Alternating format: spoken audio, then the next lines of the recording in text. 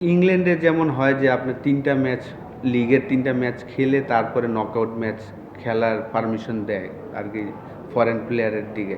আমাদের বিপিএলে কিন্তু এই ধরনের কোনো সিস্টেম নেই। আপনি আরকি খেলার দিন সকালে নিয়ে আসলেও খেলতে পারে। এটা তো অবশ্যই আইডিয়াল না। আপনি যদি মনে করেন যে আমরাও কিন্তু দেখেন লাস্ট ইয়ার রংপুর সেম জিনিসটাই হয়েছিল। তারা যদি দেখেন লাস্ট ইয়ারও কিন্তু প্রচুর ফরেন প্লেয়ার তারা ২ ম্যাচ পরপরই চেঞ্জ করেছে। আমরা কিন্তু এইবার যখনই ড্রাফটে বসেছিলাম আমাদের প্ল্যানই ছিল যে এই কাজটা আমরা করব না। আমরা যারাই খেলবে ওরা যেন ম্যাক্সিমাম ম্যাচ সবগুলা ম্যাচ যেন খেলতে পারে। এই কারণে দেখেন আমরা কিন্তু খুশদিল, ইফতেখার এবং আকিব এই ৩ জন কিন্তু সবগুলা ম্যাচই খেলেছেন। আনলাকি যে খুশদিল সে সুযোগ পেয়ে গিয়েছেন পাকিস্তান টিমে চলে যেতে হয়েছে।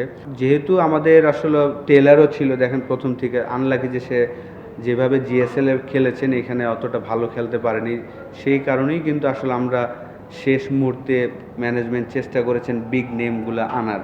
এটা তো অবশ্যই আইডিয়াল না। আমি মনে করি যে এটলিস্ট টিমের সাথে যদি ২-৩ দিন না থাকে তাহলে তো আসলে টিম মেম্বারদেরও আপনার চেনাটা ডিফিকাল্ট হয়ে যায়। অবশ্যই এটা তো অবশ্যই দেখেন বিপিএল যখন হয় অলমোস্ট দেখা যায় যে ৩-৪ টা টুর্নামেন্ট চলতে থাকে।